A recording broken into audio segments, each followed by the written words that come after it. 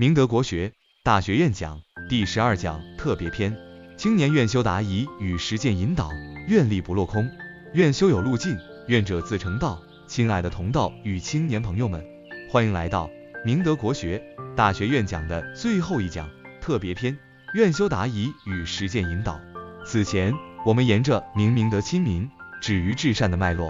共同走过了11步愿修之路。这一系列的探讨如同在国学的浩瀚星空中点亮了一盏盏明灯，让我们得以窥见愿知大道的深邃与广阔。然而愿知大道的真谛绝不仅停留在理论的云端，更在于落地生根，沁入心田，化为行动。本讲将直面青年愿修者在现实生活中可能遭遇的困惑与挑战，并提供切实可行的实践路径，助力大家在愿修之路上稳步前行。一、青年愿修三大困惑，答疑精解。困惑一，我对愿有心动，却不知道从哪里开始。很多青年朋友在接触到愿修理念时，内心会涌起一股向往之情，可随即又陷入迷茫，不知该从何处迈出第一步。其实愿的起点并非遥不可及，正所谓合抱之木，生于毫末，九层之台，起于泪土。愿的种子需要从细微之处播撒，愿不需要惊天地泣鬼神的宏大叙事，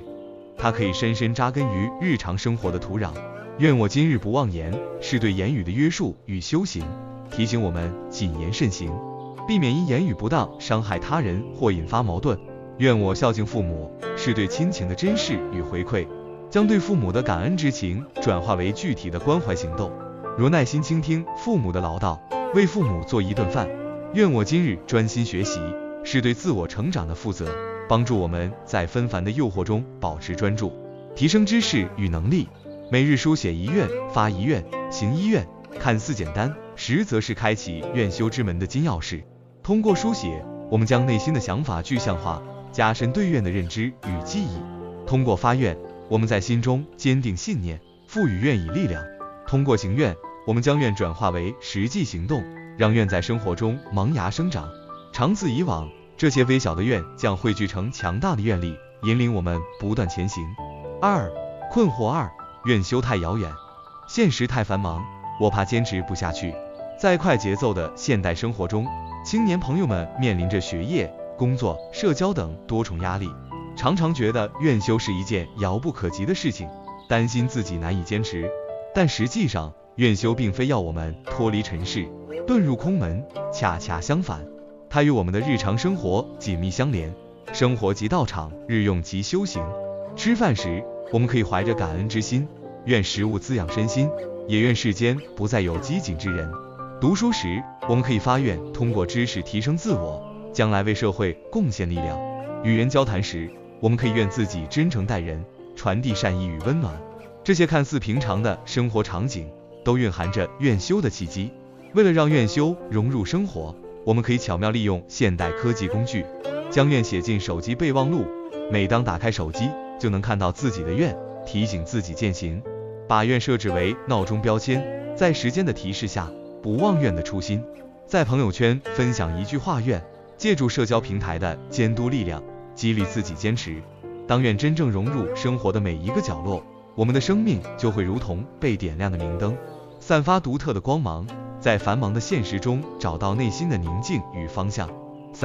困惑三，我没有老师，没有团体，是否只能孤独修愿？独行虽快，众行则远。不少青年愿修者在起步阶段，会因身边缺乏志同道合的伙伴，没有专业的老师指导而感到孤单与无助，担心自己的愿修之路会充满坎坷。但请相信，愿修从来都不是一个人的孤独旅程。在国学的智慧中，同声相应，同气相求，所有立下真愿之人，都是愿的家族成员。无论身处何地，当我们真诚发愿时，每一分愿力都会在无形之中相互吸引，相互汇聚，融入浩瀚的愿海，与同愿众生产生奇妙的连接。这种超越时空的精神共鸣，会给予我们源源不断的力量。此外，为了让大家的愿修之路不再孤单，我们将搭建愿修笔记系统与共修平台原型。在愿修笔记系统中，大家可以详细记录自己的愿修历程，包括每日的愿、行动、感悟等，通过文字梳理内心，见证自己的成长。在共修平台上，大家能够与来自五湖四海的愿修者交流分享，学习他人的经验，共同探讨愿修过程中遇到的问题，彼此鼓励，携手前行。二、愿修实践5步法。青年适用版愿修不仅需要清晰的认知与坚定的信念，更需要具体的方法与行动指南。以下是一套专门为青年朋友设计的愿修实践5步法，帮助大家将愿修落到实处，实现从理念到行动的跨越。第一步，定愿一念，明确初心，万事开头难。愿修的第一步在于明确自己的初心，静下心来，深入思考自己内心最渴望实现的目标，最想成为的样子，然后用简洁而有力的语言，书写一句最想实现的愿。这一句愿就是我们愿修之旅的灯塔，为我们指引方向。比如，愿我光明向上，短短5个字，却蕴含着对积极人生态度的追求，对自我成长的美好期许。在确定愿时，要确保它是发自内心的真诚愿望，这样才能产生强大的驱动力。第二步，书愿于语，日记或口说，将第一步确定的愿，通过书写或言说的方式融入日常生活。每天清晨，不妨大声说出今日愿句，用声音唤醒内心的力量，开启充满希望的一天。晚上，在日记中写下今日的愿以及践行情况，通过文字与自己对话，加深对愿的理解与感悟。书写和言说的过程也是强化愿的过程，让愿在反复的表达中深深烙印在我们的潜意识里，成为行动的指引。第三步，行愿于身，日行一愿。有了愿的目标和言语的强化，更重要的是将愿转化为具体行动，每天选择一个与愿语相关的具体行动，认真践行。如果愿语是愿我光明向上，